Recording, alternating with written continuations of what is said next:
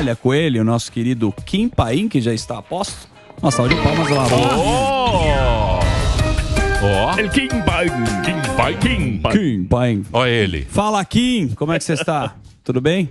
E aí, Zuzu? Belezuca? Tá? Tudo beleza? Tudo tranquilo. Deixa eu já puxar uma... Maravilhoso com essa vinheta, viu? É melhor do que o do meu próprio canal. Boa. Carinho. Jovem Pan Productions. Deixa eu te fazer uma questão, porque tem aqui, sempre tem uma pautinha sobre a pessoa. E tá falando do Lula no BRICS.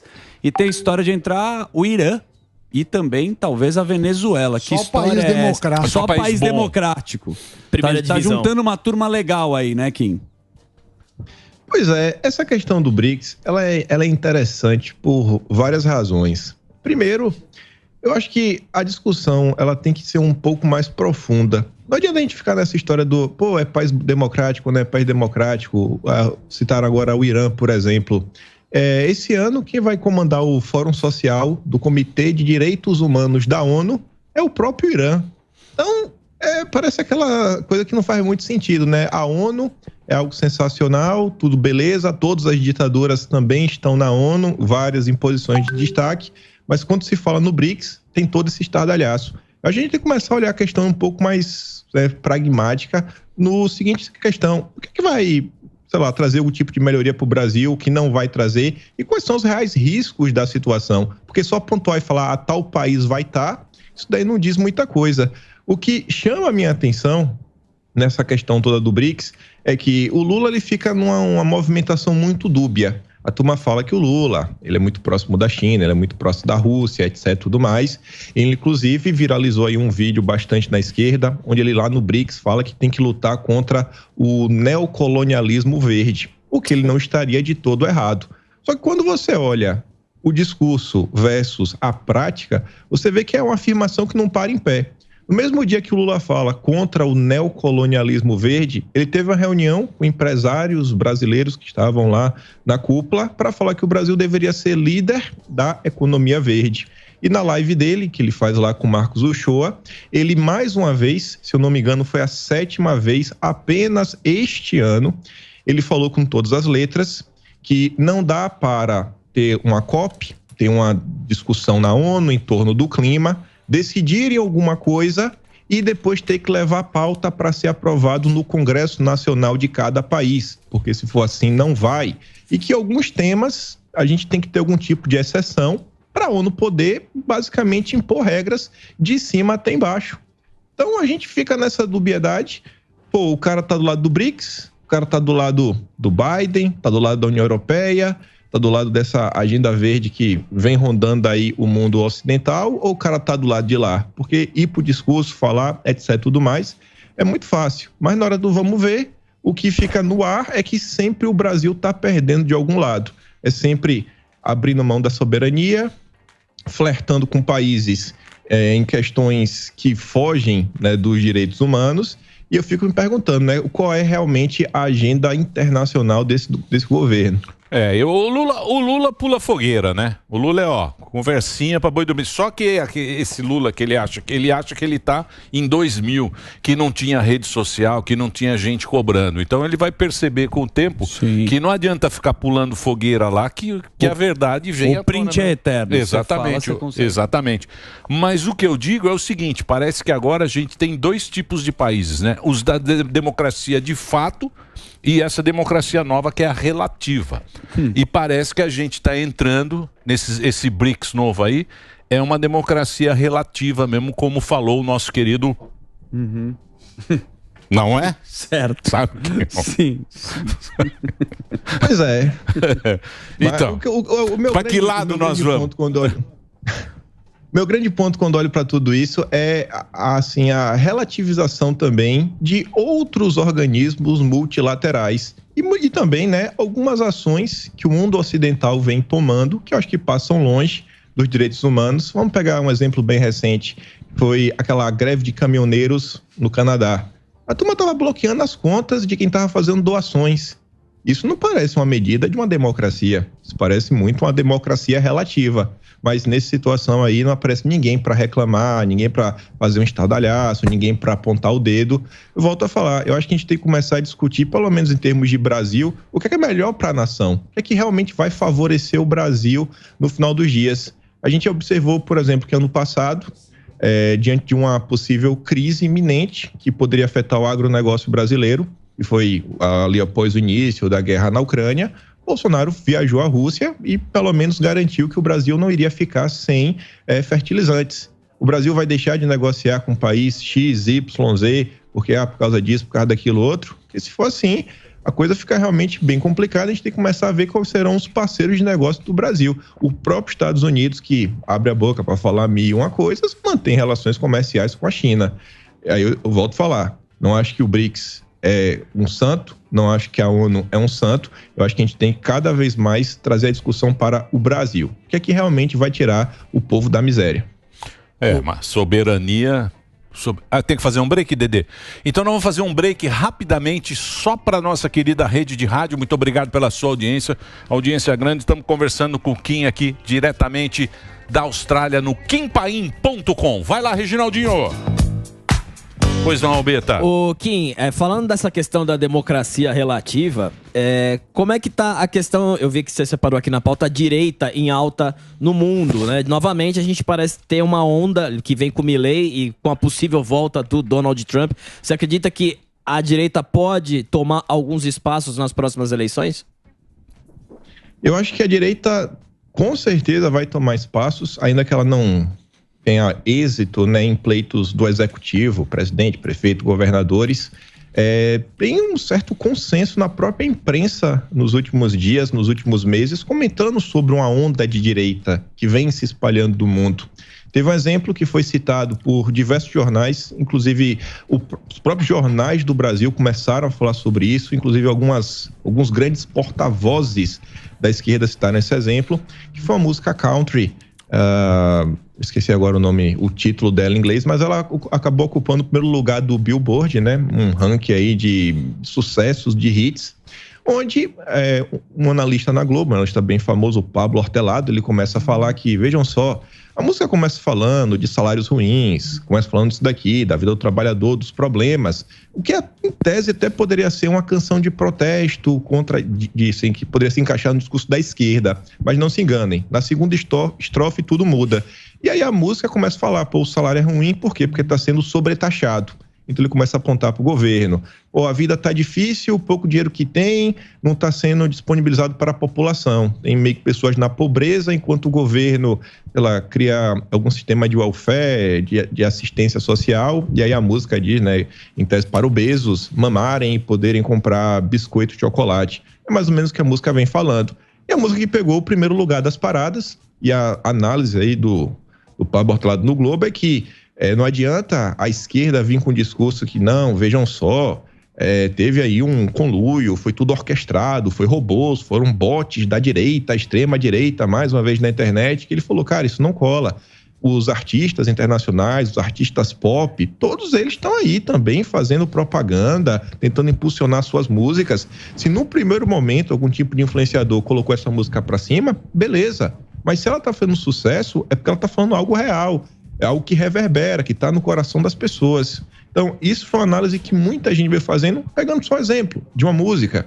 Quando essa música aí, para quem quiser ir na internet, é do aquele ruivão lá, ele chama Oliver alguma coisa. Isso, certo. E acho que o nome é Rich Man of North. Rich Man of North Richmond. Eu acho que é isso. Richmond. Rich Man of North. É isso aí, que é um ruivo.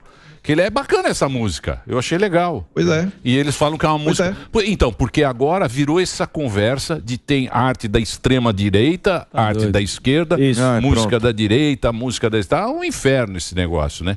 E realmente o povo vai lá, que a gente tava falando que tá acontecendo aqui na América do Sul.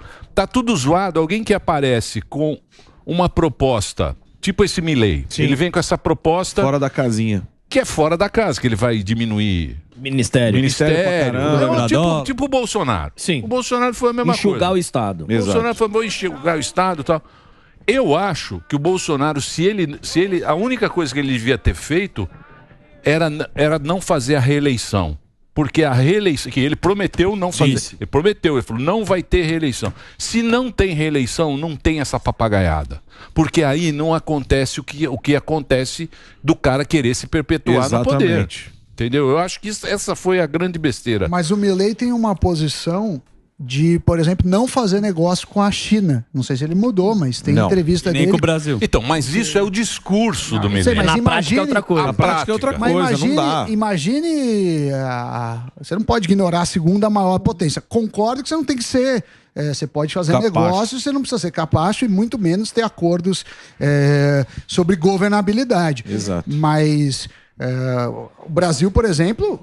fez sempre negócio com todo mundo, independentemente do gosto do presidente. Agora, Kim, você acha que esse negócio do BRICS que está formando, né? Você falou um pouco, pode atrapalhar o Brasil, porque a gente está se juntando com o que há de pior, né? Com Venezuela, com... Não, Venezuela por enquanto não, calma. Não, ainda não. Mas, muito nervoso. Mas vai virar um bloco político mais do que econômico, que frustra o objetivo, né? Eu não acho que prejudique o Brasil, porque eu acho que no final do dia, na hora que tiver que escolher entre o Ocidente, né, União Europeia, Estados Unidos principalmente, e o BRICS, o Lula, para mim, ele tá sentado no colo do Biden. O que o Biden falar, faça isso, ele vai lá e faz. Tanto que ele tá aí agora já construindo até um novo programa, né, um projeto aí para geração de empregos com apoio aí do Biden. Trouxe até o Márcio Pockmann lá do IBGE, tá ajudando nesse processo aí também. E quando você olha toda a agenda central do governo Lula, você olha as pessoas que estão no governo Lula, as indicações, todas elas estão ao lado do Ocidente. Você vê a questão da Petrobras. Olha o PT e Petrobras na mesma frase. Não tem um brasileiro que não tem alguma memória ao ver essas duas palavras juntas. Até agora, a gente não está vendo nada na margem equatorial. A Guiana está lá, né? Feliz, sorridente, explorando, PIB crescendo. Só que o Brasil não consegue. A Marina não deixa. Junto com o Rodrigo lá do Ibama, mas de jeito nenhum. A Marina tá ligada a qual ala desse bloco geopolítico? Tá ligada à Rússia, à China? Não. A Marina é da turma das ONGs. Você olha, e outros ministérios também. A turma tá de qual lado? Tá do lado das ONGs. Acho que a única nomeação que o governo fez desde o seu início, que você vê, não, essa pessoa foi indicação política, que realmente você vê que tem um alinhamento ali à China, é o assessor da Dilma, o Elias Jabbour. E já circulou vários vídeos dele na rede social, mas é o único. Inclusive o próprio Elias Jabbour, ano passado, ele participou de uma live num canal de esquerda, ele conduziu a live contra o analista da esquerda, eles estavam reclamando do discurso do Lula na COP. E aí ele falava que ele foi atrás, né, que ele tem o acesso às pessoas do governo, e descobriu que foram 4 pessoas que escreveram o discurso do Lula. E quando eles pararam para perceber, ele falou, todas as pessoas que escreveram são ligadas ao Open Society Foundation. E ele falava pro cara, isso é um absurdo, todos os grupos de transição têm alguém da Open Society Foundation. É o governo das ONGs. Então, assim, eu não consigo ver uma possibilidade do Lula nessa bola dividida não ficar do lado do Biden. Então, mas é porque ele fica nessa metade do caminho, né? Fica no PT antigo, que é o PT do sindicalista, tal, não sei o que é uma coisa mais arcaica, e esse progressismo novo, né? Discursinho. Que é o discursinho de, vou cuidar de todo mundo, discurso verde, vou cuidar da natureza, cuidar dos gays, vou cuidar das mulheres, Isso, vai pegando as pautas. Mãe solteira, mãe casada, vou cuidar de todos Mãe e solo. não cuida de porcaria nenhuma. Agora, se você for pensar bem, o que a gente quer? A gente quer, você está falando, pragmatismo. Certo. O governo, esse governo aí, ele pensa igual pensavam os milicos, que é de proteção. O Brasil é um país protecionista pra caramba. Você pega a indústria de carro aqui no Brasil e pega a indústria aeronáutica. A indústria aeronáutica, ela não tem conversa. Ela pode comprar de qualquer um, ela traz o produto, não sei o quê. É uma das melhores do mundo. Exatamente. E a indústria do automóvel, que é a indústria que tem a proteção, que tem desde os milicos. Dilma foi assim. Isso que tem que mudar. Imposto pra cacete. A Dilma, você pegar a Dilma e você pegar Lula, a mesma coisa dos milico há 50 anos, que é protegendo a indústria brasileira. Coitada da indústria brasileira. Coitada da indústria brasileira. Só que coitada da indústria brasileira é o seguinte, você ou deixa o produto concorrente mais caro, então quem paga somos nós, essa deficiência, ou você dá dinheiro para a indústria diretamente financiando, que também é. Só que aí, se você não tiver poder político, ou lobby, ou alguma outra coisa, você está financiando os caras. Porque se o gasto do governo é o mesmo, né, para não dizer que aumenta, e arrecada menos aquela indústria, significa que todos os outros que não são daquela indústria têm que pagar aquilo. Por isso que subsídio é uma tradução de aumento de imposto. Então, mas você pega duas indústrias brasileiras, você pega a Embraer, você pega a indústria de avião e de carro. Certo. Que é mais ou menos a mesma coisa, carro e avião. Uma tem proteção e a outra não tem, a outra joga com o mundo. Pega o que é independente. A diferença. Exatamente. Agora, a coisa mais louca aqui que mais? Pergunta por quem? Odebrecht, né? A gente já sabe que Odebrecht tá pedindo 100 milhas agora para fazer obra na Angola. É uma história bacana, que a gente já viu. Uma coisa Os amigos voltaram. Põe o Retorno de Jedi. Coloca aí o Retorno de Jedi. O Retorno, ainda tem? Tem a vinheta? Começa agora com Kim Paim. O Retorno de Jedi. Empresas alvo da Lava Jato pedem 100 milhões para obras em Angola. 18 empresas, entre as quais algumas das principais consultoras do país, estão pedindo uma grana para aquelas obras que a gente já sabe como é que funciona. E aí, Kim? Pois é, não são 100 milhões de reais, né? São 100 milhões de dólares. Exato. Uma moeda da PA5 é meio bilhão de reais. Uma promoção. As empresas só mudaram de nome, continuam sendo as mesmas empresas. Inclusive os empresários, eles mandaram, né, mensagens via diplomatas. Estão precisando, né, de uma mãozinha. E o Haddad andou falando sobre isso, que cabe também aos empresários tentar mobilizar a sociedade, mostrar, né, que as coisas mudaram, que agora vai ter muita transparência, agora vai ter controle, que agora não teremos mais os problemas que nós tivemos no passado e que agora tudo vai ser bem diferente. É até engraçado porque eu falei sobre isso no vídeo de hoje, que eu levanto alguns outros pontos. Toda vez que o PT fala de obra, eu pelo menos fico meio ressabiado. E aí eu estava comentando no vídeo o seguinte, eu acho que essa questão ela tem um peso maior porque está na memória. Todo mundo lembra da Lava Jato, todo mundo lembra dos escândalos. Mas nas últimas horas, além desta nota que fala de 100 milhões de dólares, meio bi, saiu uma nota na Veja falando que uma turma aí bem verde, um grupo novo aí que surgiu, apresentou uma proposta para o Haddad, que segundo a Veja está avançada, para tentar pegar os créditos fiscais das empresas para liberar uma linha de financiamento para a transição ecológica. E a gente está falando não de 100 milhões de dólares, estamos falando de 800 bilhões de reais. Estamos falando sobre 1.600 vezes este valor. E não vai ter a mesma repercussão. A gente, eu depois estava comparando isso também com o PAC. O PAC está se falando de 1,7 trilhão. Não sei se vocês já pegaram um PAC para dar uma olhada, mas está mais ou menos assim. 30 bi, 40 bi para a saúde, um valor similar para a educação. Aí a Defesa Nacional, né, para o Exército vai ser um pouco a mais, 53 milhões. E somado, né, saúde, educação e a parte da Ministério da Defesa dá 129 bilhões. Fica faltando aí, né, para você bater 1,7 trilhão. Aí, quando você vai olhar quais são os outros itens, são basicamente só 3. Cidades inteligentes, transição ecológica, alguma coisa verde, que esses 3 juntos, a gente está falando de 1 trilhão e 500 bilhões. E dá 3 mil vezes mais, né? 3 mil vezes mais aí do que o pessoal da Lava Jato está querendo. E aí você para e pensa, quando o PT fala de financiar obras em outros países, todo mundo tem aquela memória, né? Não, meu Deus, outros países, olha o que aconteceu em Cuba, olha o que aconteceu com a Venezuela, olha as empresas, olha o Odebrecht.